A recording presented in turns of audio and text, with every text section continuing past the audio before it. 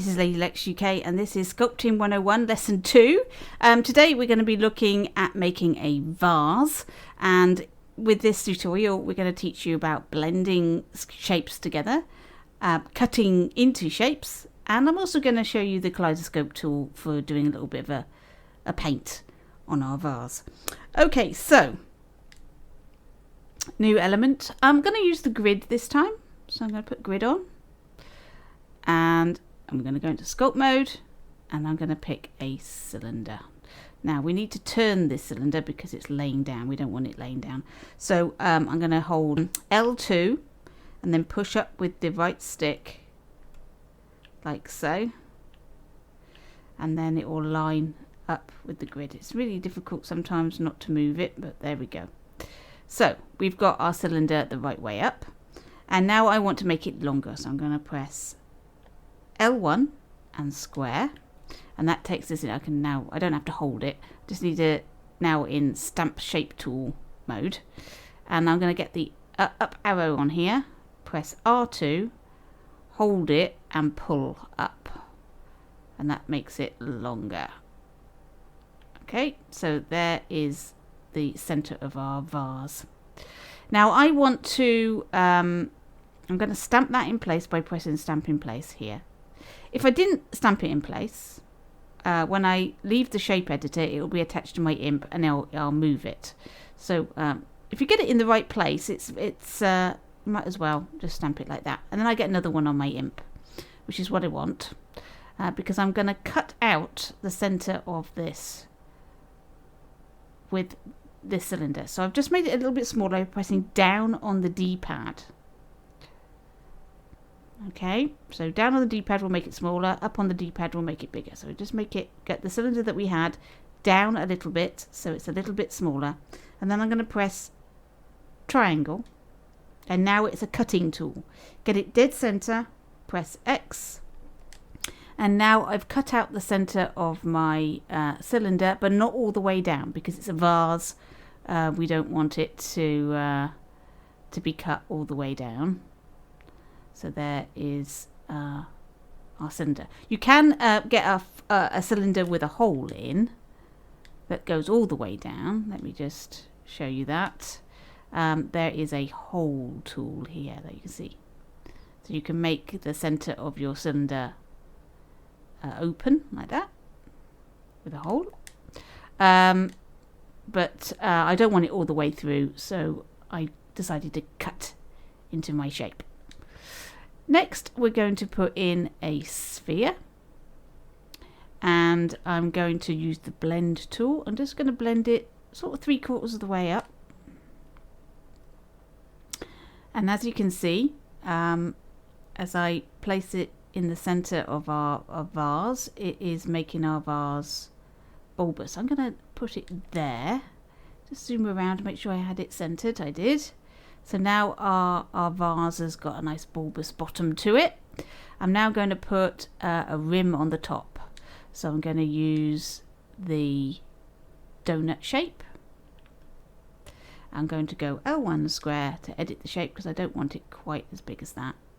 And I'm actually just going to turn the grid snap off for a second so that I can get this nice and thin. There we go, that's what I want. And then I can put the grid back on, because with the grid on you don't get as many options. Right, so now we're going to get this small so it will fit on the top. Now you can have it so that it's independent of your vase. So like this, where you get a very defined line, or you can go L1 square and put the blend on, and then it will become part of the vase. And I quite like there to be like a molded top. And again, I'm going to do stamp in place because that makes it easy. There we go. So there is our vase shape, which is quite nice. And I'm going to turn the grid off now. Now we're going to paint it. So I'm going to go into tools. I'll pick a nice white colour. Let's go back to the sphere. and spray paint. I'm going to make this nice and big. You need to scope and make sure you've scoped into the object. So if it's not, if you've not scoped in, L1NX over the object will scope you in. Right, I'm going to make this nice and big, and so one stamp will cover the entire thing in that nice white. Okay. I'm going to make sure this is in the center of our center here. Now, this, depending on the shape that you've picked, this should work, but you can get a little bit of variation with it, and the kaleidoscope tool sometimes is a little dodgy. But anyway, kaleidoscope. I'm going to choose, I think, 8 different design shapes around it. So as you can see, I've got like 8 now around my vase. So I'm just going to put my paintbrush on there, and we're going to surface snap just to make sure. Now, as you can see, some of them are smaller and some of them are bigger. So we're just going to make a very simple design, sort of rose base type thing. There we go. Just a very simple design. There we are, and you can see all the way around it's repeated the pattern. It hasn't done it identically all the way around, so you've got like thick and then slightly thinner and then thick then slightly thinner as we go round. So sometimes it works really well, other times not as good. Like I say, you just got to experiment with the technique. But I think that looks quite nice. It looks like it's been hand painted, so that's fine, and it did it very quickly. I'm now going to go L1 and square into the vase, and I'm going to add a bit of shine to it so that it looks like a shiny bit of china. If I put that up as well, that really helps make it look more pottery-like, more translucent.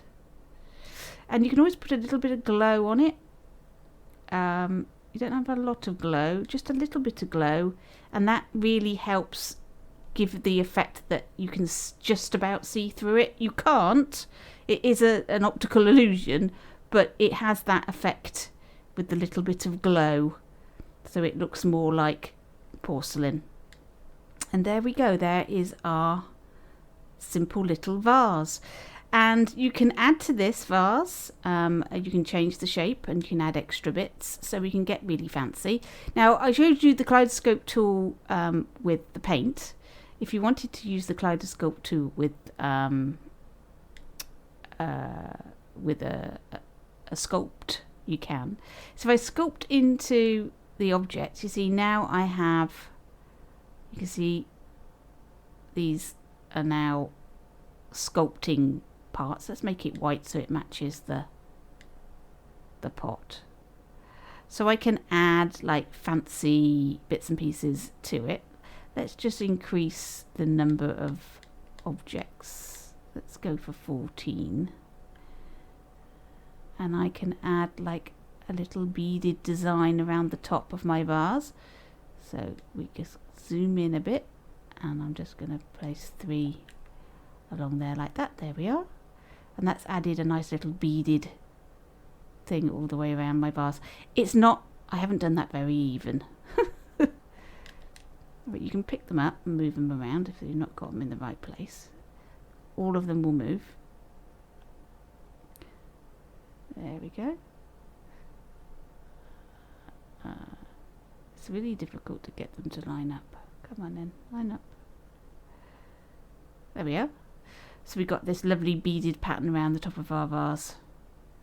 And that looks very pretty and very nice. There we go. Really simple vase, but you've got that blend going on in there. We've got a cut going on in there, and we've used the kaleidoscope tool to add a little bit of interest with the paint and also a little design. So there we go. That was lesson 2. Have a go at that. Make some vases. Blend some objects together. See what sort of thing you can make. And we'll go to something else in lesson 3. Catch you in dreams.